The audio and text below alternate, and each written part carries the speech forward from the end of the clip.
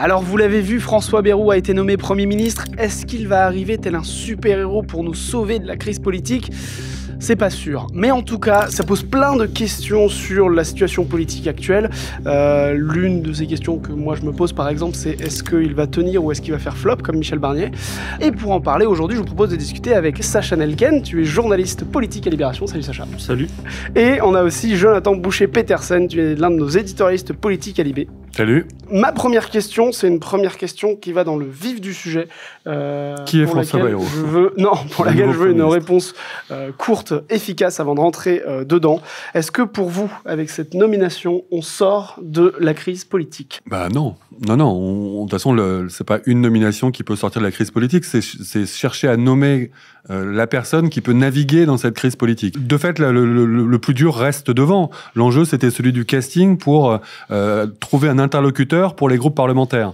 C'est ça le sujet. Donc après, François Bayrou, il se retrouve face à une équation qui est complexe, probablement impossible, puisque on peut dire par rapport aux options qui étaient sur la table, avec François Bayrou, c'est une timide et aventureuse tentative de clin d'œil au centre-gauche.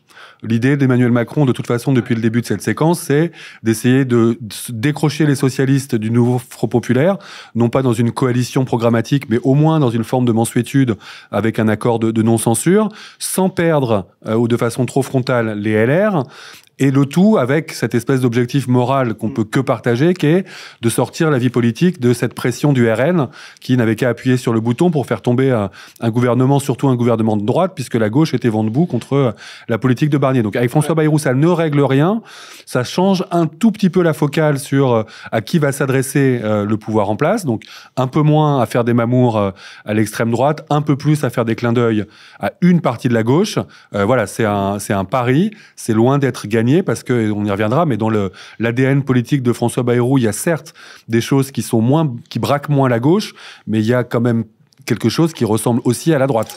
Je vous fais une toute petite pause. Merci de regarder cette vidéo. Si elle vous plaît, abonnez-vous à la chaîne YouTube de Libération. On en publie chaque semaine.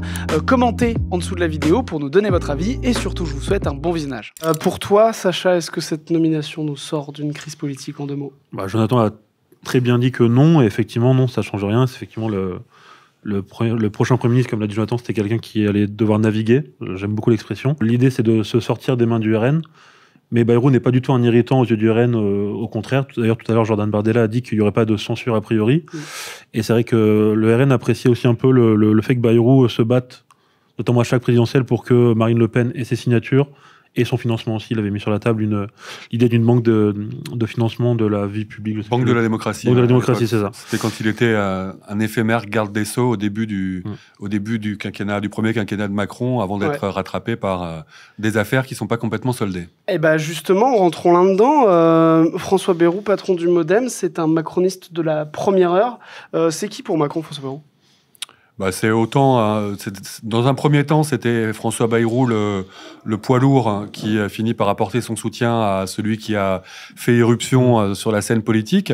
Donc c'est quand même quelqu'un qui, par sa bascule et son soutien à Emmanuel Macron, lui permet d'être élu, puisque les 7-8 points dont était crédité François Bayrou à l'époque, l'écart final se joue pas tellement plus que ça. Donc ça a été absolument déterminant. Il y avait François Patria, le socialiste d'un côté sénateur socialiste, pareil, un des grands élus qui a soutenu Macron, et François Bayrou. Mais c'est vrai que dans cette idée même dans la façon dont Emmanuel Macron s'est positionné dans le ni droite ni gauche en même temps, tout ça reprenait un certain nombre d'items que François Bayrou avait essayé de porter. Donc il y a autant une filiation. Après, l'élève a dépassé le maître, parce qu'évidemment, François Bayrou n'a pas été élu 2 fois président de la République. Donc en termes de magistère, c'était quand même Emmanuel Macron qui était en situation de force ces dernières années. Mais François Bayrou a toujours été un grand fan d'Emmanuel Macron, sans jamais s'y soumettre complètement. Donc poil à gratter à certains moments. Je voyais passer dans le chat une nuance qui est importante, c'est-à-dire autant il est très raccord sur la politique pro-business, sur l'orthodoxie budgétaire, sur l'enjeu des finances publiques, autant il est beaucoup moins raccord avec la dérive loi immigration, les paroles qu'on a pu entendre jusqu'au sein de certains membres de la Macronie sur l'aide médicale d'État. Il y a quelque chose d'un républicain chez François Bayrou, mais ça n'en suffit pas à faire quelqu'un de compatible avec les socialistes, quoi. Ça pose une question qui est importante et que je vois beaucoup dans le chat, c'est comment est-ce que cette nomination rebat les cartes de la situation politique actuelle? Est-ce qu'il va y avoir une censure ou pas? Et notamment, comment la gauche se place par rapport à cette nomination? Sacha, est-ce que tu as des billes sur ce sujet? Oui, en fait ça dépend parce que maintenant le NFP, autant avant sur Michel Barnier, le NFP était raccord sur la stratégie adoptée, là c'est très différent. Donc les Insoumis ont annoncé d'ores et déjà, même il avait annoncé en début de semaine qu'ils déposeront une motion de censure très vite pour censurer le prochain Premier ministre, qui que ce soit, si ce n'est pas Lucie Castet ou un membre du NFP, ce qui est le cas, donc ils ont répété tout à l'heure qu'ils allaient censurer. En revanche, Fabien Roussel disait, en fait les autres partenaires, estimant que c'était pas possible de censurer à chaque fois un nouveau Premier ministre, veulent plutôt donner leur chance à François Bayrou. C'est pour ça qu'il a été mis sur la table lors de la réunion à l'Élysée l'idée d'une non-censure en échange de non-utilisation du 49.3. Donc en gros, l'idée c'est que le socialiste, écologiste et communiste devraient ils vont juger sur pièce en fait ce que les compromis, les avancées, les bras tendus que va leur adresser François Bayrou. Donc ils refusent une censure a priori, ce qui change de la dernière fois. Après, je crois que Marine Tondelier, je vois dans le chat aussi, mais je crois que Marine Tondelier a quand même été un peu plus nette quand même sur le côté qu'a priori Bayrou, il y avait très peu de chances que ce soit pas censuré s'il fait pas les trucs nécessaires. Et que Bayrou, il est pris c'est ce qu'on disait au début, c'est qu'il est pris dans une double injonction. C'est que d'un côté, il doit essayer de s'attirer les bonnes grâces et des socialistes, et peut-être un peu au-delà, mais qui sont quand même sous une grosse pression au sein du Nouveau Front Populaire et de la part de leurs électeurs. Parce que dans la tête des gens, Bayrou, c'est un macroniste pur et parfait, d'une certaine manière. Après, nous, on voit des nuances, des trucs, mais fondamentalement, c'est en rien le message des urnes, c'est en rien un changement de cap, c'est en rien. Donc, il y a une façon de naviguer qui peut être un peu différente. C'est certes pas un LR ou un ancien LR, donc ça, c'est déjà, on peut dire, un progrès aux yeux de la gauche par rapport à Michel Barnier, mais ça reste quand même quelqu'un de très urticant. Et à l'inverse, il n'est pas du tout exclu qu'un Bruno Retailleau, par exemple, soit maintenu au ministère de l'Intérieur. Ça, je pense que pour notamment Marine Tondelier, ça solde totalement le sujet. Que pour une partie du groupe PS, ça rend quand même très compliqué de ne pas censurer un gouvernement avec Bruno Retailleau. Donc voilà, il y a la dimension constructive qu'ils essayent de mettre sur la table, c'est de dire on ne recherche pas le chaos, on n'affirme pas. Voilà, c'est un peu de nuance avec les Insoumis en termes de stratégie. Les Insoumis sont dans un truc très brut et assez cohérent en fait, qui n'est pas non plus critiquable. Les autres essayent de dire on attend le discours de politique générale, on attend de voir la composition de ce gouvernement dit d'intérêt général. Ce qu'on sait, c'est qu'il n'y aura pas de socialistes dans un gouvernement Bayrou. Sinon, ils sont exclus du parti. Ça a été dit par la direction du parti. Donc, on est vraiment dans cette espèce de ligne de crête de l'accord de non-censure. Voilà, il faudrait pas qu'il y ait trop d'urticants aussi dans et le discours de politique générale et le casting du gouvernement. Et je le répète, Bruno Retailleau maintenu, j'ose espérer que pour n'importe quel élu de gauche, ça solde la réflexion intime. En fait, ce qui est sûr, c'est que la nomination de Bayrou clôt toute participation de quelconque élu de gauche à un gouvernement. Parce que ça fait plusieurs jours déjà que les socialistes, Boris Vallaud l'a redit ce matin, que Bayrou c'était pas une solution pour eux, et donc c'est inenvisageable de voir un élu de gauche dans le prochain gouvernement qui se veut d'intérêt général. Un peu plus tôt, j'ai vu passer une question dans le chat que je trouve intéressant. Si Bayrou tente de faire du pied à la gauche, notamment sur la fiscalité, peut-on l'imaginer se faire fracturer le bloc central? C'est un vrai risque parce que dans la discussion budgétaire à laquelle on a assisté, celui qui, alors de façon très imparfaite et sans aller du tout au bout de ce qu'il avait un peu dessiné dans son discours de politique générale, aller sur les questions fiscales, c'était Michel Barnier. Et l'argument, là où ça a été très compliqué pour lui de gérer son socle commun, pas si commun, et son socle commun solide, pas si solide. Et pas si central non plus. Et pas si central, ça, on pouvait le dire dès le départ. C'est quand même justement cette question fiscale avec un totem, un tabou, une espèce de chiffon rouge pour les macronistes. C'est aussi l'argument in fine utilisé par le Rassemblement national sur les hausses d'impôts, mais fondamentalement, la justice fiscale, qui est un peu plus dans l'ADN du MoDem que dans l'ADN des macronistes ou des LR. Quelle marge de manœuvre pour François Bayrou, sachant qu'il va devoir tenir les deux bouts, c'est très compliqué. On ne sait pas comment les LR, là, je trouve qu'ils ont une réunion qui va intervenir cet après-midi, comment ils vont se positionner aussi à l'égard de François Bayrou. Mais je ne crois pas dire de bêtises que si une censure est votée par LFI, les LR et le RN, quelle que soit l'attitude des socialistes, ça fait tomber le gouvernement. Il faudra vérifier arithmétiquement. Le LR pourrait voter une censure de Bayrou ? Si François Bayrou ne maintient pas Bruno Retailleau, si il y a que des macronistes et des modems, et si il commence par proposer des hausses d'impôts pour les plus riches, voilà, sachant que quand on regarde l'orthodoxie budgétaire, c'est fondamental chez Bayrou. Donc le côté même règle d'or, ça faisait partie de ses propositions à la présidentielle. En revanche, certes, ils ont voté la suppression de l'ISF à l'époque, mais dans la discussion budgétaire à laquelle on a assisté, il y a eu à un certain moment, notamment surtaxation des dividendes, mise à contribution quand même des plus hauts patrimoines ou ce genre de choses. Ça parle un peu plus au modem qu'aux macronistes. Donc il y a potentiellement des convergences texte par texte. Après, tout ça peut s'effondrer simplement parce que il y a peut-être pas de synthèse possible, et c'est peut-être souhaitable, entre des LR de bonne composition et des socialistes sous pression. Tout à l'heure, Sacha, tu disais que avec cette nomination du Premier ministre, le NFP, la gauche s'était déjà un petit peu fracturée. Là, maintenant qu'il est nommé, François Bayrou, est-ce qu'elle va continuer à se fracturer, ou est-ce que la gauche va se réunir face à Bayrou ? C'est une bonne question. En tout cas, ce qui est sûr, c'est que si ça avait été Bernard Cazeneuve, tu m'avais posé la question, si on est en train de parler de Bernard Cazeneuve, je t'aurais dit qu'a priori, oui, la fracture aurait été assez béante. Bernard Cazeneuve, du coup, c'était l'un des noms qui était émis pour être Premier ministre, qui est un PS, un membre du PS. Ancien PS, qui a quitté le PS après l'accord de la NUPES en 2022, qui n'a en fait que des mots durs contre le PS depuis qu'il est parti. Mais bref, c'était quand même plus acceptable parce qu'on pouvait le laisser entendre, enfin, on pouvait imaginer qu'il allait mettre en place une politique plus à gauche. Mais du coup, là, ça aurait été beaucoup plus compliqué pour le NFP. Là, en fait, il va falloir voir, parce qu'il y a quand même des mots assez durs, des débats assez houleux là, ces derniers temps par médias interposés, mais la gauche nous a montré que dès qu'il y avait une élection, enfin en tout cas qu'il faut se rassembler, ils arrivent quand même si bon, l'alliance n'est jamais parfaite, mais en fait ça va dépendre de ce que va proposer Bayrou aux uns et aux autres, aux mains tendues que vont prendre les uns et les autres, et voilà, en fait, ça dépend de tout ça en fait. Je vois une question dans le chat qui se demande si la droite va elle-même déposer une motion de censure si Bayrou séduit la gauche. Alors déjà, je sais même pas si Bayrou séduirait la gauche. Non, il séduit pas, il repousse moins que d'autres. En fait, il repousse moins qu'un Le Cornu, il repousse moins qu'un Vautrin. Après, Bayrou, si on remet un peu de focal historique, c'est quand même l'UDF à la base, donc c'est quand même une composante de l'UMP, ou de la droite au sens large. En même temps, c'est quelqu'un qui a appelé à voter François Hollande contre Nicolas Sarkozy. Donc ça fait un petit fond de crédit, mais je suis pas sûr que le marqueur, ça suffise à convaincre des gens de gauche.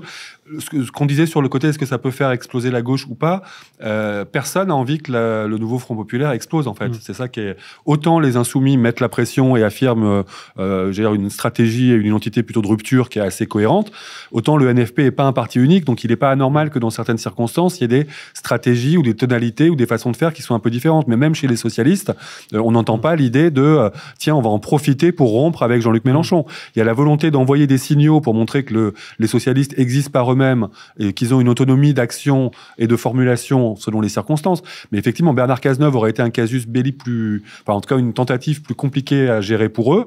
Le fait que ce soit pas quelqu'un qui soit issu de la gauche, alors que de Fabien Roussel qui est pas socialiste, mais dans le côté NFP hors LFI, on va dire, de Fabien Roussel à Olivier Faure, quand ils sont sortis de l'Élysée, les uns et les autres ont évoqué la nomination d'une personnalité de gauche, donc pas forcément issue directement du NFP, comme étant un sujet de questionnement sur leur participation ou pas. Ça, c'est soldé avec la nomination de François Bayrou.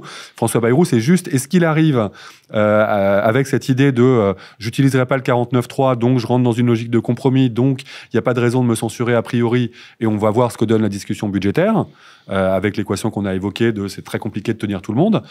Donc voilà, le mieux que puisse obtenir François Bayrou à court terme, c'est que la gauche dise pas censure d'emblée, comme elle a dit quand Michel Barnier a été nommé. Mais je sais pas si c'est se rallier derrière le NFP, c'est qu'ils ont des raisons ils ont tous des raisons peut-être différentes, mais c'est vrai que s'il n'y a pas de l'idée que sur la réforme des retraites, on gèle, ou en tout cas on stoppe et on rediscute de façon très nette, quoi. Mais ce que dit Yann Brossat en disant on se fiche de savoir si ça s'appelle une abrogation, un gel, une suspension, mais l'idée de mettre quand même, il y a un marqueur là qui est important.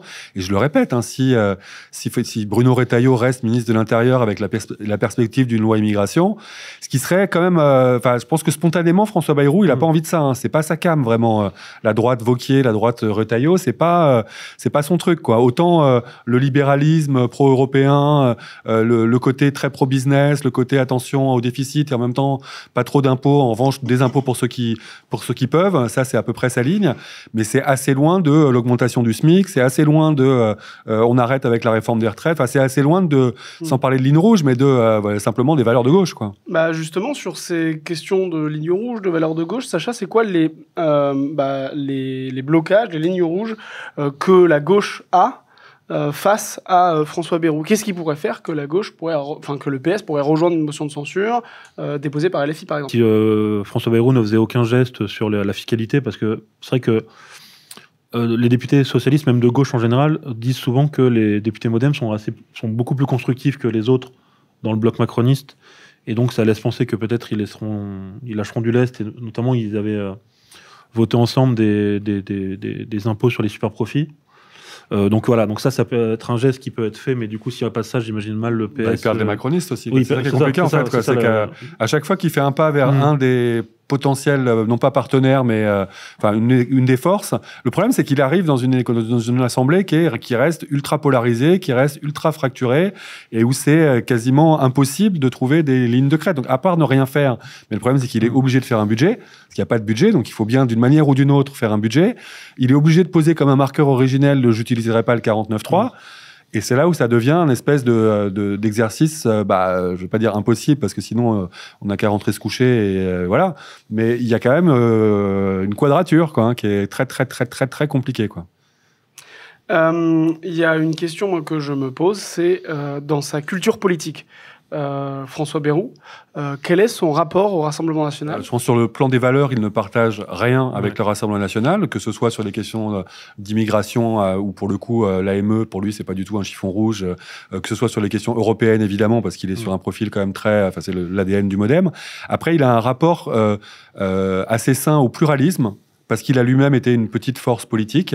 Donc je pense que ça, effectivement, ce que rappelait Sacha au début, c'est-à-dire le côté il faut que tout le monde puisse concourir à une présidentielle et les parrainages peuvent pas être un obstacle pour une force politique aussi importante que le RN, ça d'accord. Il avait même proposé de parrainer voilà, s'il lui en manquait.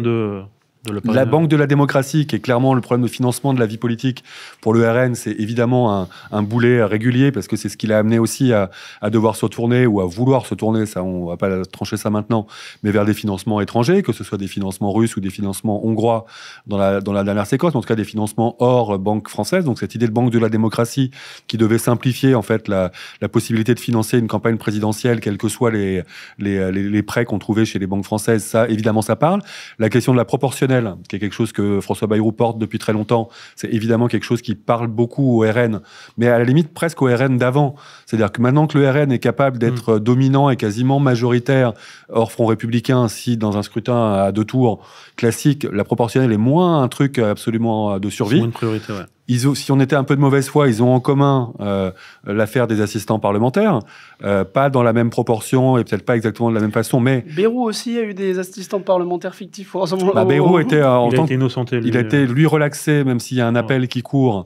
Ça avait l'air d'être un tout petit peu moins, un peu plus de l'ordre du système D et un peu moins systémique, cynique, comme le RN l'a mis en place, c'est moins massif. Surtout, le rôle de François Bayrou était peut-être un peu moins majeur parce qu'il n'était pas lui-même eurodéputé et président du groupe, il était président du parti. Donc, visiblement, ce que le tribunal a constaté, c'est qu'il y avait une forme de distanciation entre les choses telles qu'elles ont pu se faire au Parlement européen et le rôle. Bon, moi, ça, je connais pas suffisamment le dossier pour trancher. Parce que d'autres membres du MoDem, eux, ont été condamnés. Préciser.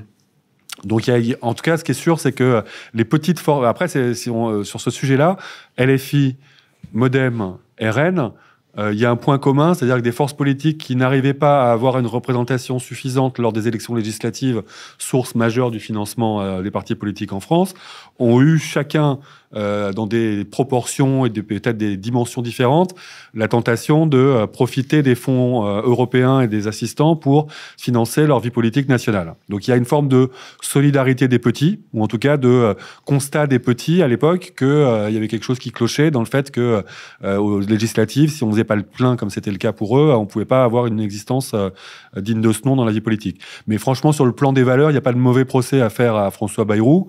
Voilà, c'est pas quelqu'un qui entretient des relations troubles ou des proximités idéologiques avec le RN. Donc pas de Retailleau dans le... Pardon, vas-y. J'ajoute juste que là, quand il y a eu les réquisitions là, contre Marine Le Pen, il a eu des mots plutôt de soutien, c'est un peu fort, mais il fait partie des personnalités politiques qui ont dit que c'était à ses yeux un peu exagéré.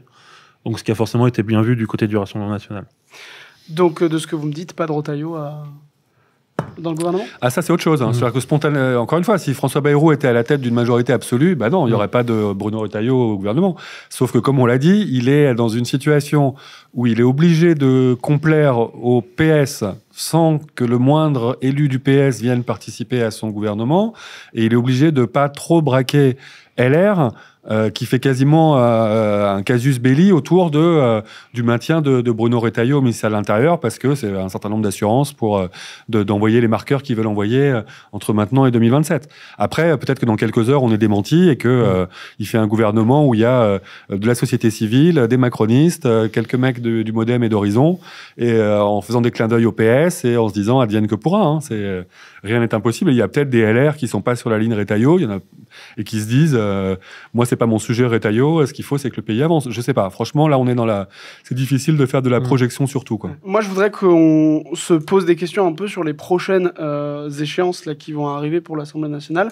Qu'est-ce qui va faire que François Bayrou pourrait être sur une ligne de crête entre motion de censure et pas motion de censure? La composition du gouvernement, le discours de politique générale, en gros. Ce qu'on a dit sur du casting gouvernemental, ça renvoie évidemment des signaux sur où est le centre de gravité, qui est encore là, sachant qu'il y a certaines personnalités qui sont des repoussoirs, notamment pour la gauche, puisqu'on sait qu'il y aura pas de personnalité de gauche au sein du gouvernement. Donc l'enjeu, c'est dans quelle mesure il arrive à constituer. Sa chance, c'est qu'il a dit qu'il allait faire une équipe resserrée. Donc ça, c'est quelque chose qu'on entend à chaque fois. Ouais. Là, je pense qu'il y a plutôt intérêt, parce qu'à chaque fois qu'il va faire rentrer quelqu'un, c'est potentiellement un risque. Donc s'il dit, il se concentre sur un noyau et il s'engage à discuter avec tout le monde, il peut faire un gouvernement, l'idéal pour lui, c'est un gouvernement où certes il n'y a pas de PS, mais il n'y a pas non plus de LR, et où il dit pas de 49.3, donc l'obligation de discuter avec tout le monde. Est-ce qu'à la fin ça finit par faire un budget en temps et en heure? Ce qui est sûr, c'est que la discussion budgétaire, qui est après le deuxième gros morceau, puisque là il y a eu la loi spéciale qui a été votée, qui permet d'appliquer le budget 2024 au début de 2025, mais simplement pour que voilà les caisses de l'État soient pas vides et qu'il y ait une forme de continuité de financement des principaux budgets de l'État, mais il n'y a aucune marge de manœuvre politique dans ce cadre-là. Donc là, il y a l'enjeu de faire l'équipe, donc avec qui je gouverne, de quelle méthode, donc ça c'est et quelles orientations à travers le discours de politique générale, et 3, après rentrer dans le vrai dur, qui est les semaines de discussion budgétaire qui vont reprendre, sachant que le précédent gouvernement Barnier avait abrégé par une manœuvre de procédure les débats à l'Assemblée, que tout était parti au Sénat, où là, pour le coup, la droite et le centre sont majoritaires, et avec l'usage du 49.3 sur le budget de la sécurité sociale qui a sonné le glas du gouvernement Barnier, quoi. J'ai vu une question dans le chat de quelqu'un qui se demande qui pourrait bien participer à un gouvernement pareil, sachant que ces derniers temps, être dans le gouvernement, ça n'augure pas grand-chose de formidable. Ça manquera pas de candidats. Je pense que le seul attrait pour la voiture avec chauffeur peut être quand même assez décisif, mais... en fait, les gens de ce qu'on appelle le socle commun, qui n'est effectivement pas si commun, en fait, puisque ça reste quand même un gouvernement qui sera dirigé par un des leurs, donc on imagine que censuré ou pas, même s'il y a des risques de censure, je pense qu'il y a quand même l'attrait du ministère qui est très présent. C'est plus dur effectivement pour des personnalités extérieures de disons tout arrêter pour s'engager dans une aventure qui peut s'arrêter au bout de quelques semaines. On pense notamment à la société civile. Là, effectivement, ça peut être plus compliqué pour ces personnes-là, mais pour les politiques professionnelles, je vois pas en quoi c'est... Mais il y a beaucoup de chances que des ministres qui étaient déjà ministres dans l'équipe précédente soient maintenus, avec l'argument de dire, voilà, ils ont déjà le nez dans les dossiers, on va essayer de chercher une solution à l'Assemblée qui va être plus apaisée, ou en tout cas trouver une autre ligne de crête que celle qu'a pas trouvé Michel Barnier dans l'équation qui était la sienne. Donc il est tout à fait possible que des ministres, je sais pas, j'imagine que même un Laurent Saint-Martin par exemple sur la discussion budgétaire, c'est possible qu'il reste. On peut imaginer que ce soit pas absolument la tasse de thé de François Bayrou de garder Rachida Dati à la culture. Et après il y a la question de Bruno Retailleau qui je pense est assez centrale sur le plan justement du symbole.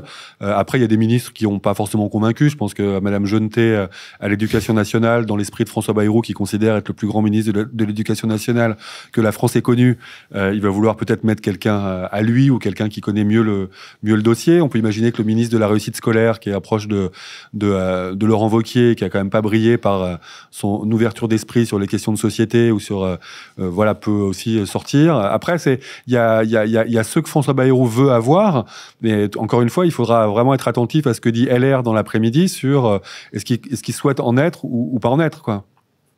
Je vois beaucoup de gens qui se posent des questions sur voilà, je vois quelqu'un qui dit comment ne pas être écœuré par la compromission d'Europe Écologie et Verts, PC et Fort qui se prosternent devant. Il faut aller au bout de ce président. message. Hein. La dernière phrase était vraiment sympathique. Il dit merci Jonathan, vous êtes brillant. Pardon. Mais c'est vrai, il y a un petit peu ce questionnement, ces incompréhensions autour des décisions de la gauche, Europe Écologie Les Verts, Olivier Faure, qui jusque-là était très derrière la ligne LFI, on ne participera qu'au qu'elle n'arrive pas au gouvernement, on ne participe pas aux réunions avec Macron, etc. En fait, comment on se positionne par rapport à ça Aller discuter à l'Élysée, c'est pas se compromettre forcément, parce qu'ils y sont pas allés en disant on va dire amen à tout ce que va dire Macron, et d'ailleurs c'est même plutôt l'inverse. Mais en fait, il y a une question, je pense que s'il y a des choses un peu internes au parti qui comptent, notamment pour Olivier Faure, il y a un congrès qui doit se jouer au premier semestre 2025 normalement, où justement on l'accuse sans cesse d'être soumis aux insoumis. Donc je pense que c'est quelque chose qui l'agace un peu, parce que dans le fond, il n'est pas du tout d'accord avec tout ce que font et tout ce que disent les insoumis. Donc du coup, c'est vrai que c'est un peu cynique de le penser comme ça, mais je ne pense pas que ce soit forcément réfléchi comme ça, mais malgré tout, ça permet de montrer que les socialistes ont leur ligne et leur façon de faire. Et justement, c'est aussi utile parce qu'on sait qu'il y a beaucoup de critiques sur LFI qui sont faites, où on les accuse de ne pas vouloir gouverner. Ça permet aussi aux autres partis de montrer que eux, contrairement à leurs alliés, veulent gouverner. Donc il y a aussi c'est aussi des messages envoyés, des signaux envoyés aux électeurs, notamment de gauche, sur voilà, on veut gouverner, c'est de l'ambition qu'on a, donc c'est aussi des signaux qui sont envoyés. Oui, je pense qu'il y a autant des trucs qui sont assez logiques en termes d'histoire politique. Encore une fois, le nouveau Front populaire, c'est un cartel électoral et la cohabitation de plusieurs partis. C'est-à-dire que LFI, par exemple, a jamais souhaité qu'il y ait un groupe unique ou voire un intergroupe vraiment intégré, en tout cas un groupe unique à l'Assemblée nationale. Chacun existe par lui-même en tant que force parlementaire, donc on peut pas d'un côté dire et à la limite, moi je critique pas du tout le positionnement des insoumis. Le positionnement des insoumis, il est tout à fait légitime, tout à fait cohérent, tout à fait raccord avec leur identité politique, avec le côté que c'est la force la plus en rupture ou la plus à gauche du cartel. Ça, il y a aucun problème. Après, ça vient cohabiter des gens qui n'ont pas vocation à toujours avoir la même stratégie ou avoir la même façon de se comporter. Moi, je pense que ce qui aurait, et d'ailleurs, même côté député insoumis que j'ai entendu, derrière les tweets de Mélenchon un peu dramatisants sur le côté rentrer à la maison, ou un peu méprisant sur le côté arrêter de servir voilà. Bon, tout ça, c'est un peu de la posture aussi, et chacun parle d'abord à ses troupes, en disant, Mélenchon en disant, vous inquiétez pas, moi, je me compromets pas avec ça. Olivier Faure disant, et à son parti, effectivement, dans la logique d'un congrès, et dans la perspective de 2027, en disant, on a une autonomie de pensée, une autonomie d'eux. Maintenant, Jean-Luc Mélenchon, quand il s'exprime, a pas plus de mandat de l'ensemble du NFP. Il dit à Olivier Faure, il n'a pas de mandat du NFP pour aller participer à telle réunion. Jean-Luc Mélenchon a jamais attendu d'avoir un mandat du NFP pour s'exprimer au nom du cartel. Donc voilà, chacun pousse un peu, teste et veut exister par lui-même. Si j'étais de très mauvaise foi, je dirais que si on prend l'ensemble des groupes parlementaires NFP, il y avait la majorité du NFP était à la réunion de l'Élysée. C'est-à-dire que si on prend les communistes, les écolos, les socialistes, depuis la dernière dissolution, ça pèse plus que les insoumis tout seuls. C'est une vraie différence par rapport à la fois précédente. Donc après, il n'y a pas de rupture, et j'ai entendu beaucoup de députés insoumis dire « Moi, j'ai pas vraiment de sujet au fait que certains décident par culture ou par stratégie d'aller discuter à l'Élysée, tant qu'ils ne topent pas sur n'importe quoi. » Et on peut dire ce qu'on veut, mais moi, j'ai pas entendu ni Olivier Faure, ni Fabien Roussel, ni Marine Tondelier servir de marchepied à Emmanuel Macron, et ils ne participeront pas au gouvernement de François Bayrou. Donc d'une certaine manière, la nomination de Bayrou, elle vient simplifier la donne à gauche. Après, la balle, elle est dans le camp de François Bayrou. Le mistigris, c'est pas la gauche qu'il a. Le mistigris, il est dans la peau de François, dans la main de François Bayrou et d'Emmanuel Macron. Est-ce qu'Emmanuel Macron, en dégainant François Bayrou, a trouvé une meilleure martingale que Michel Barnier? C'est à voir. Est-ce que François Bayrou est capable de décrocher les socialistes, ou en tout cas la mansuétude des socialistes, sans braquer la droite, bah, bon courage. Est-ce que la présidentielle de 2027 a des impacts sur ce qui va se passer dans les prochains jours, prochains mois à l'Assemblée ? Bonne question. Moi, je pense en tout cas que pour Attal ou Philippe ou Wauquiez, Bayrou, c'est assez confortable parce qu'on peut participer à un gouvernement sans que le gouvernement soit dirigé par quelqu'un de son parti qui lui est propre. Donc c'est quand même assez facile ensuite de dire que on était peut-être dedans, mais qu'on n'était pas d'accord sur tout parce que toutes les décisions n'ont pas été prises et ça n'a pas été coordonné par quelqu'un de sa famille à proprement parler. Donc c'est vrai que pour le coup, c'est encore une fois assez confortable et c'est pas, je pense pas que les uns les autres se disent non, on ne participe pas parce que je veux rester pur et pas être dans cette aventure-là pour 2027, je pense. Bah, s'ils ont participé à un gouvernement dirigé par un LR, c'est difficile. Édouard Philippe, ça l'intéresse pas. Il sera pas là-dedans, ni le jeu de qui peut être Premier ministre, ni de qui peut être Premier ministre. Ça, c'est pas lui, c'est son chemin en tant que maire du Havre, les cartes postales, l'homme libre, la distanciation avec le macronisme et ses soubresauts d'aujourd'hui. Voilà, ça, on a bien compris. Gabriel Attal, c'est l'héritier idéologique et l'autonomie politique depuis l'Assemblée. C'est-à-dire que lui, il est président du groupe, président du parti. Il a pris tous les leviers qu'il pouvait prendre, peut-être un peu trop, mais il a été, en gros, toute la discussion budgétaire telle qu'elle s'est jouée la fois précédente avec des macronistes qui étaient quand même pas très là, et un Gabriel Attal qui était sûrement l'allié le plus remuant et le plus, j'allais dire un peu casse-bonbon pour Michel Barnier, c'était d'envoyer des marqueurs dans la perspective de 2027. Donc le 2027 pèse, mais autant sur la stratégie de Jean-Luc Mélenchon que sur celle des socialistes aujourd'hui, que sur celle de Gabriel Attal, que sur celle de Laurent Wauquiez, que sur celle de Marine Le Pen. C'est ce qu'on a beaucoup répété, mais c'est que voilà, effectivement, cet horizon présidentiel dont certains veulent se convaincre que ça pourrait arriver avant 2027, moi j'ai quand même du mal à y croire de ce qu'on a pu comprendre au fil des années de la psychologie complexe, mais largement entêté en tout cas d'Emmanuel Macron. Voilà, l'imaginer démissionner, bon, ça paraît quand même pas être l'option la plus évidente. En revanche, c'est clairement ce sur quoi compte et Jean-Luc Mélenchon, il le dit, et il a tenté de mettre même des initiatives sur la table pour accélérer le mouvement, type les initiatives autour de la révocation, dont je rappelle que ça doit recueillir 3/5 des votes de l'Assemblée plus 3/5 des votes du Sénat. Destitution, pardon. Révocation, c'est révocation, c'est ouais. Non, destitution. Donc ça, voilà, mais c'est une façon d'installer l'idée et ça a plutôt largement progressé. On voit que le RN s'est aussi rallié à cette idée que le problème c'était Macron, ce qui est pas faux, hein, et que donc c'est lui qui doit partir. Mais entre dire le problème c'est Macron, virgule, donc il doit Macron. Ok. Oui, il y a un site qui existe aussi. Mais le problème voilà, c'est que la destitution, il faudrait que le Sénat la vote. Et ça, franchement, je veux bien être, je pense qu'il faut être lucide. Et la démission, il faudrait que Macron la décide. Et donc, c'est vrai qu'il n'y a pas beaucoup de leviers pour l'y obliger. En revanche, voilà, que s'installe de plus en plus l'idée que, au fond, c'est lui le problème. Ça, oui, ça a beaucoup progressé dans l'esprit des Français. Il y a une question que je me pose par rapport au Rassemblement national, et notamment d'un point de vue de leur stratégie politique. J'ai beaucoup entendu que quand ils avaient voté la motion de censure de Michel Barnier, certains se demandaient si c'était un vrai bon coup de stratégie politique. Parce que jusque-là, ils pouvaient se poser à l'Assemblée nationale comme un parti d'opposition rassurant, parce qu'ils veulent qu'il n'y ait pas de chaos, etc. Et que certains pourraient se dire que, en votant la motion de censure, le RN joue le chaos. Dans cet espace-là politique, pour le RN, est-ce que l'arrivée de Bayrou, c'est l'occasion de bonnes stratégies politiques ? Ah, mais leur enjeu, c'est que, en gros, eux-mêmes se sont quand même beaucoup posé la question de savoir est-ce qu'on censure et on censure pas, quand est-ce qu'on censure. On avait plutôt en tête qu'ils avaient l'idée de censurer un peu plus tard. Et puis, quand ils se sont rendus compte qu'il y avait 70% de leurs électeurs et une majorité de Français qui étaient pour la censure, c'était important pour eux de montrer que c'était eux qui décidaient.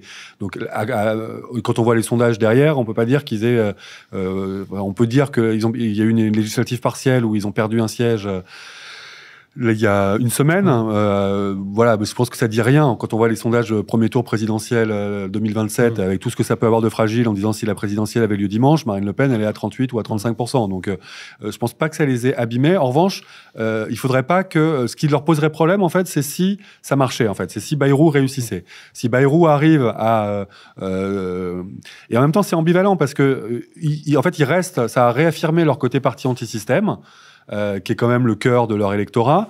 Et après, ça a été la bataille de qui est responsable du chaos. Est-ce que c'est Macron par son entêtement ou est-ce que c'est Marine Le Pen par ce qu'elle a appuyé sur le bouton de la censure? Là, il se trouve que je pense que la nomination... et ça, c'est un truc qui est un peu compliqué. Je pense qu'il y a quand même deux France, parce qu'on dit toujours les Français... on entend beaucoup, les Français ont envie de stabilité. Je pense qu'il y a beaucoup de Français qui ont surtout pas envie de continuité. Donc certes, stabilité institutionnelle, personne n'a envie que ce soit absolument le chaos et que plus rien ne soit possible, un pays bloqué, un pays à l'arrêt, ça personne le souhaite fondamentalement. Mais en revanche, cette espèce de sentiment que on nous fourgue un peu, sans nous le dire, une continuité du macronisme envers et contre tout, envers les résultats des urnes, envers l'échec de cette tentative de pas de deux avec la droite, avec cette espèce d'impossibilité de simplement se dire et pourquoi on n'aimerait pas la gauche, quitte à ce que la gauche tombe parce qu'elle n'arrive pas à trouver un pas de deux avec des macronistes un peu constructifs, quoi. Donc ça, je pense qu'il y a Marine Le Pen, elle est un peu sur un fil. Le risque, c'est qu'elle soit marginalisée, mais honnêtement, vu le piètre spectacle qui est offert par ceux qui cherchent à s'entendre, moi, je suis pas sûr qu'il faille faire le pari d'un affaiblissement de Marine Le Pen. Il y a quand même un élément qui aurait pu faire que ça aurait pu être mieux pour eux, c'était si effectivement les autres forces avaient réussi à faire un gouvernement d'union nationale avec allant des communistes, etc. Parce que ça aurait pu leur permettre de marteler leur parti l'argument du parti unique contre le RN, qu'ils ont beaucoup martelé à l'époque, justement, pour utiliser, parce qu'ils ont quand même une nature très anti-système. Donc c'est quelque chose qu'ils auraient pu voilà, témoigner ce fameux seul contre tous, et malheureusement pour eux, mais heureusement pour tout le monde, que ça ne sera pas le cas. Leur difficulté, c'est qu'on dit qu'en gros, ils ont suivi leur noyau, là, donc ils sont retournés dans une identité, en tout cas à court terme, un peu plus anti-système. En tout cas, on n'a pas peur de faire turbuler un peu le système. C'est qu'en gros, s'ils veulent franchir le palier qui leur a manqué la dernière fois, c'est en allant choper l'électorat de droite, quoi. Donc c'est aussi ça l'enjeu de l'alliance avec Ciotti, qui est censé faire basculer une partie de la droite extrémisée vers eux. Mais entre les adhérents LR qui sont très radicalisés, où effectivement, là, je pense que Ciotti, il avait été élu président du parti, donc il y avait une résonance, et l'électorat LR, il reste une difficulté, parce que donc en fait, c'est difficile de censurer un gouvernement LR et d'attirer un électorat LR en même temps. Mais à l'inverse, ils l'ont pris moins sur ce côté un peu jeu politique, mais plus par le fond. Et je pense que leur justification par les retraites, en tout cas de dire que c'est pour protéger les retraités, et on sait que les retraités, c'est un électorat qui vote beaucoup, et c'est un électorat qui vote quand même beaucoup à droite aussi, je pense qu'ils sont allés chercher une partie de ce qui leur manquait comme électorat, en essayant de marteler le fait de... Vous vous souviendrez qu'on est allé jusqu'à censurer pour vous protéger et on a été les seuls à le faire, alors que la gauche censure parce que c'est la droite de façon un peu plus pavlovienne, sans le justifier, de manière plus... Il y a plein de raisons, en fait, pour la gauche de censurer. Mais pour le RN, qui n'était pas spécialement en opposition avec Bruno Retailleau, le côté... ils ont dit impôt pour les classes populaires, virgule, on protège les retraités. Ça leur permet de faire cohabiter cette espèce de noyau vaguement social, mais en tout cas leur vernis social, et l'envie d'aller chercher des électeurs LR qui se sentiraient pas assez protégés par LR parce que tout simplement LR est trop faible. Parce que Laurent Wauquiez avait tenté, à la base, c'est lui qui a essayé de prendre le lead sur le côté de la défense des retraités. Il était même allé aux 20h pour annoncer un arbitrage qu'il avait obtenu pour les petites retraites, et c'était pas le ministre ni le Premier ministre qui avait annoncé ça, donc on avait glosé sur le côté ce vice-premier ministre qui pète plus haut que son cul, en gros, quoi. Et à l'arrivée, je pense que ceux qui ont réussi à envoyer le message le plus net à l'égard des retraités, c'est quand même le RN. Avant de terminer cette discussion, j'avais une dernière question à vous poser. François Bayrou, quand on le compare à notre précédent Premier ministre, Michel Barnier... Beaucoup de points communs. Qui lui était... il était présenté, dans mes souvenirs, quand il a été nommé, comme un homme de la négociation, etc. etc. On l'a vu, ouais. Du coup, on a vu le résultat. François Bayrou, quand on le compare à Michel Barnier, qu'est-ce qu'il a de différent? Qu'est-ce qu'il a de similaire? Il est plus dans le jeu politique d'aujourd'hui. C'est-à-dire que même si ça fait un petit moment qu'il n'a pas passé une tête à l'Assemblée et que ça va peut-être lui faire un peu bizarre, ça fait moins longtemps quand même qu'il est éloigné des réalités de la vie politique du pays. En revanche, sur le plan de l'ADN ou sur le plan de l'historique politique, il y a beaucoup en commun, en fait. C'est des Européens europhiles même, on peut dire, très convaincus. C'est des gens pour qui la question de la maîtrise des déficits est absolument centrale. C'est des gens qui mettent très volontiers en scène une opposition entre les réalités du terrain et des élus locaux et les technos et les Parisiens déconnectés de la réalité du pays. Donc là-dessus, il y a pas mal de communs. Je pense que sur le plan sociétal, François Bayrou est un peu moins conservateur que que ce qu'a pu l'être, en tout cas au gré de son parcours, Michel Barnier. Mais dans les grandes lignes, voilà, c'est pro-européen, anti-déficit et capable de savoir parler au maire, ne serait-ce que parce que François Bayrou lui-même est maire et qu'il a sûrement plus de connexion naturelle avec les élus locaux et les collectivités qu'avec le cœur de l'Assemblée nationale, quoi. Mais bon, le problème, c'est que là, il va être confronté à l'Assemblée nationale. Et comme Michel Barnier insistait aussi beaucoup sur le fait qu'il respectait tout le monde et qu'il écoutait tout le monde, il est évident que François Bayrou devrait dire la même chose. Et comme on disait tout à l'heure, le groupe Modem à l'Assemblée est quand même réputé pour être un groupe assez constructif qui est capable de se mettre d'accord avec des... Je pense que les troupes Modem sont presque plus dans une culture du compromis que François Bayrou, qui a toujours eu l'habitude quand même d'être chef chez lui. C'est-à-dire qu'en interne, il n'a jamais eu besoin de simplement de se confronter à l'altérité ou de tenir compte de débats internes. Il y a quelque chose d'assez vertical au Modem. C'est un point commun avec Michel Barnier, c'est que c'est peut-être pas les seuls, mais que l'un et l'autre ont une certaine idée d'eux-mêmes. On n'est pas ils vont parler beaucoup de respect, mais on peut dire que l'humilité les étouffe à longueur de journée. Je dirais pas que ça s'arrête à eux. Après, on est dans le... on va après découvrir. Parfois, on découvre les gens en circonstance. François Bayrou, en termes membre d'un exécutif, il l'a été de façon très épisodique. On l'a dit au début du quinquennat, du premier quinquennat d'Emmanuel Macron, mais sinon, ça remontait quand même. Maintenant, ça doit faire une trentaine d'années qu'il était ministre de l'Éducation nationale.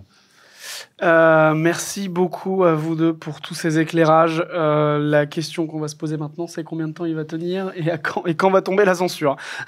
Ouais. Et juste pour finir, peut-être juste sur le côté, dernier point commun avec Michel Barnier, qui est plutôt parce que c'est quelqu'un du vieux monde, il y a un certain appétit ou en tout cas respect pour les partenaires sociaux. Donc je pense que c'est quelqu'un qui est beaucoup moins jupitérien qu'Emmanuel Macron. Après, c'est quelle marge de manœuvre il aura et je pense qu'il va d'abord être dans la gestion des contraintes et sûrement dans la recherche d'une ligne de crête qui peut-être n'existe pas.